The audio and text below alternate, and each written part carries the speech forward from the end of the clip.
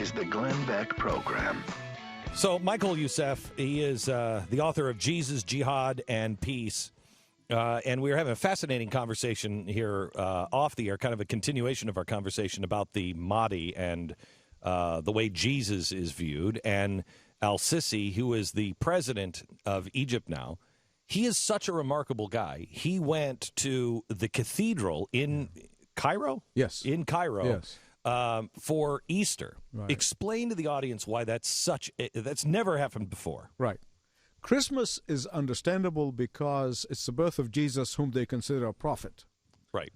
Muslims believe that Jesus lived and was a prophet. Right. They just believe that he will come back and testify to the Mahdi and of Allah. And he will declare himself a Muslim, and he will turn on the Christians and the Jews. Right. That would be a surprise. At the end times. Won't we be surprised? Yeah. Like, Be a surprise. wow, I didn't see that one coming. Whoa, Christ turned on Christians? Wow. When that happens, we need to lead the show with that. I mean, I don't think we get to anything else. We do that. Yeah, That's a big one. Well, don't hold your breath. Easter, because it's about the resurrection. It's about the resurrection. Because they don't believe he was killed. Yeah. He was assumpted? Yeah, they said when the high priest soldiers came into the garden, and they said, "Are you the Christ?" And he said, "Yes," and they all fell back, and then God pulled him out.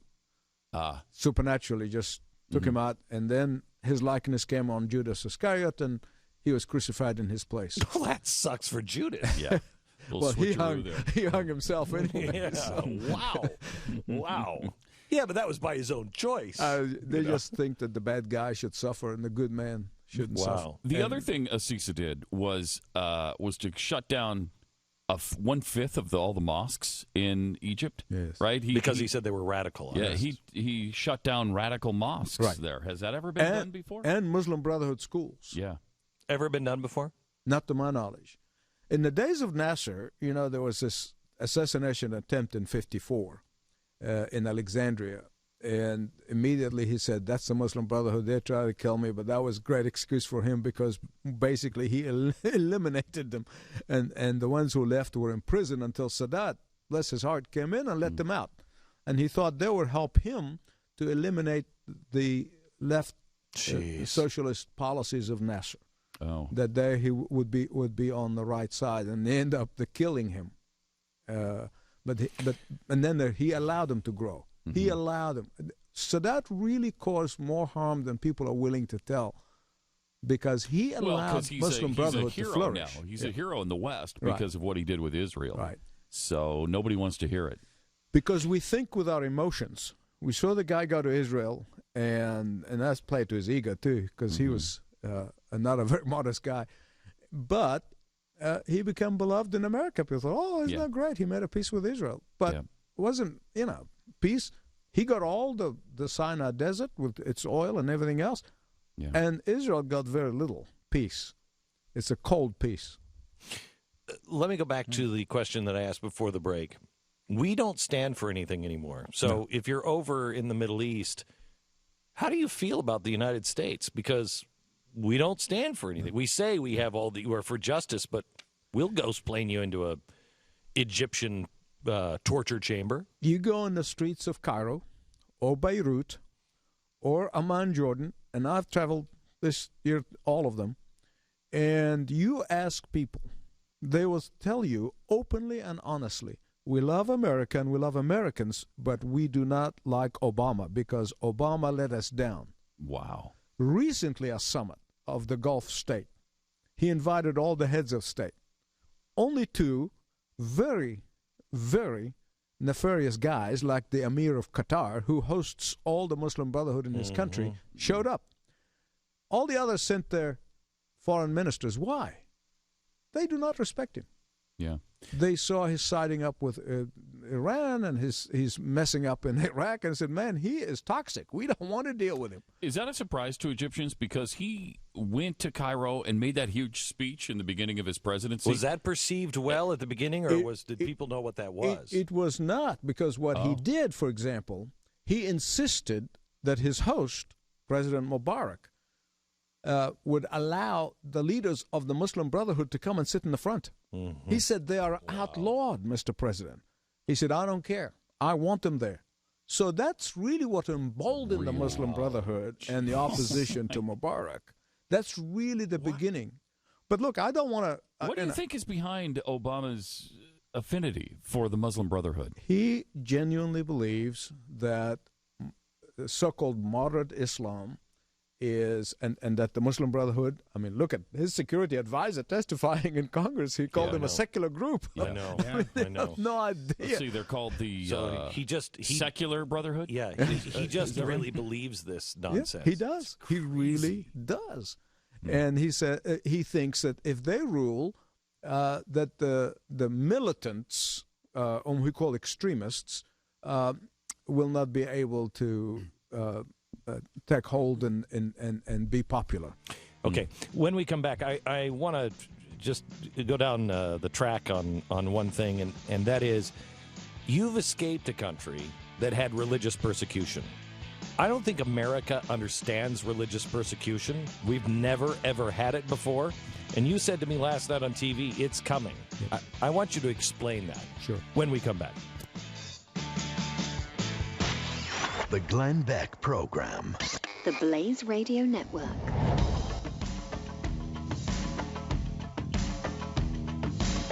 Michael Youssef, he is from Atlanta. He's the author of Jesus, Jihad, and Peace. And in your book, on page 120, you point out the first word Palestinian school children learn is jihad. Jihad. Little kids, 5, 6 years old. How can you bridge a gap with people who, when they're learning that as the first thing that they learn? I mean, how can you possibly find a way to not blow each other up? I don't know. I really don't. Truthfully, I really don't know how you're going to get. There is a discontentment, however, even within Gaza. My information is there is a growing segment of people who have just had enough of being shut up from Egypt and from Israel, and they're saying enough is enough. But they can't do anything because even the thought police, they'll literally go in there and beat them up before they can even come up and demonstrate. But there is a growing discontent within Gaza. I visited Arafat in 2004, and there was a beginning of discontentment even on the West Bank, and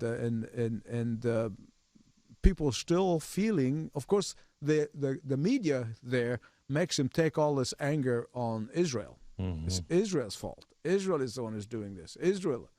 And they're blaming Israel for everything. Well, it's really not that much different. I mean, if Americans want to try to understand a little bit, I mean, this is a gross exaggeration. Yeah. But to understand and compare it to something we have here in America, it's what the Democrats say to African Americans. Yeah. Your problems are caused by the GOP. That's right. Well, you're the guys in charge for 40 years in Detroit. How the GOP has nothing to do with it, but they believe it. That's right. It's groupthink. It is. That's really the problem. Right. It's a groupthink, and because they control the media, and therefore they control the message. People don't understand in the media ISIS at all. No. They don't understand that's a religious war. Period. Absolutely. It's a religious war. Absolutely. And it is one that they think that they are doing the work for the second coming or for the the return of the Mahdi. Yeah. And you see the spiritual father, if I use the word spiritual because they don't believe in the realm of the spirit, but the spiritual father to all of these groups is the Muslim Brotherhood. Correct. In 1982, I was writing my PhD dissertation at Emory University, and I decided was social change, the social movements. So I decided to go and interview the people who the group called Jihad at the time, later became Al-Qaeda, who killed Anwar Sadat. Wow. And I spent quite a bit of time underground meeting with them and asking questions, and it's published. It's a textbook in all the universities around the world. It's called Revolt Against Modernity. It's a sociological textbook. And it would say to me, you better write what we tell you because we know where you live.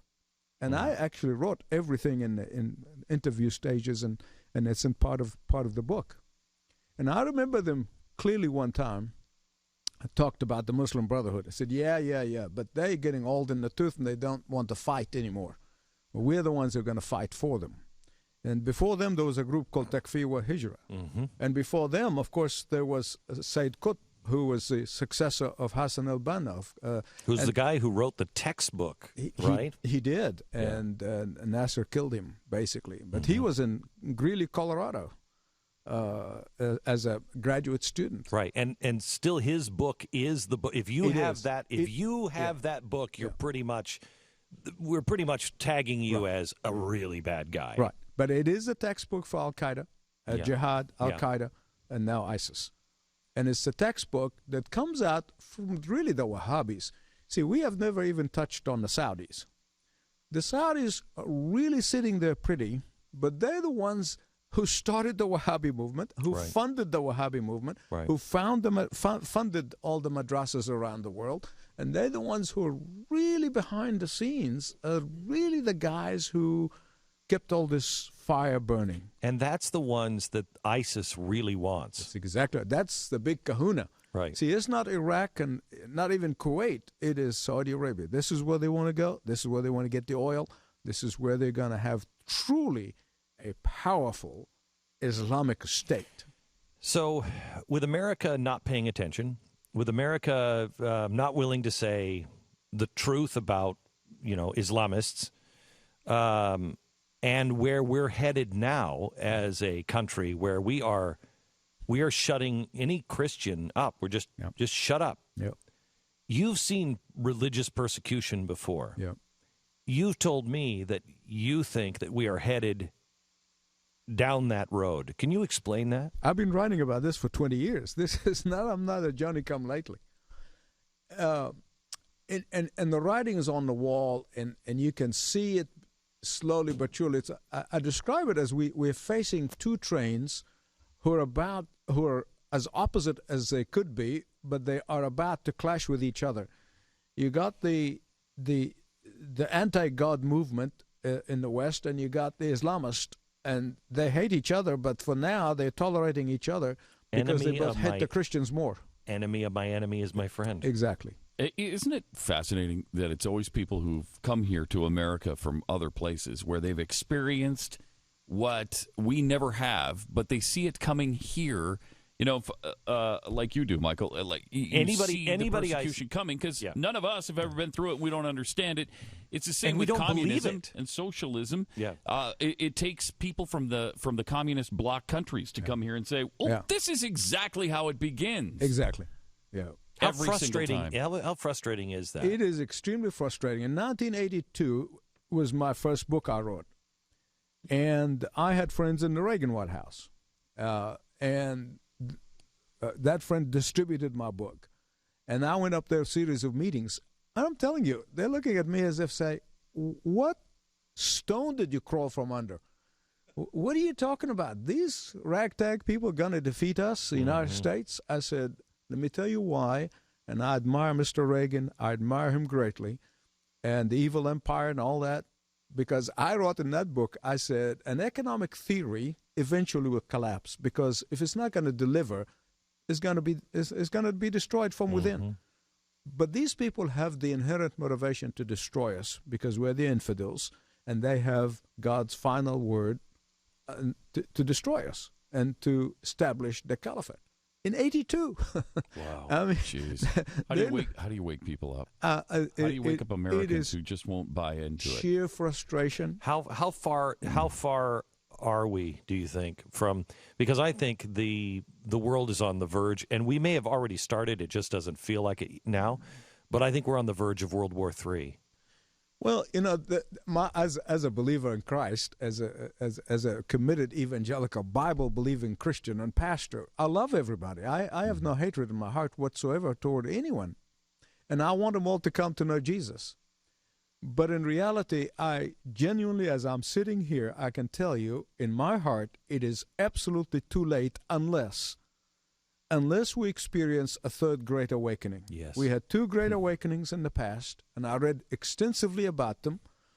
Dr. J. Edwin Orr, one of the great historians of the subject, was a man I sat at his feet in 1977 in California. And so I know that that's the only hope. Yes, it is. It's that God somehow sent us a Great Awakening. that will just wake people up. They are evangelicals going to church. Bonner tells you over and over, 65%, 70% saying there are many ways to God. How can that be? And they wave big black Bible. I believe this and every word in it. Never open it. Never tell you what's in it. And so, as I said to you yesterday, is that we in the pulpits are the culprits. And I am harder on my fellow pastors and clergy than anybody else, because as goes the pulpits, so goes the pew, and so as goes the pew, goes the nation. What's the name of your church in Atlanta? Church of the Apostles. It's great. We started with 28 adults, 16 children, and now God blessed us and built a $75 million building on Highway 75. Wow. And we reach 195 countries. How many people now in the church? We have 3,000 on Sunday. 3,000. And but God has really been blessing in ways. People coming in, as one of my colleagues said, we are becoming the remnant, the church of the remnant. Anybody who's in the remnant and looking for support and encouragement and the power of the word. Dr. Michael Youssef has been with us, and it's fascinating to talk to you. And thank you very much for your perspective. Thank you for having me. It's been great. The name of the book is Jesus, Jihad, and Peace. Back in a minute.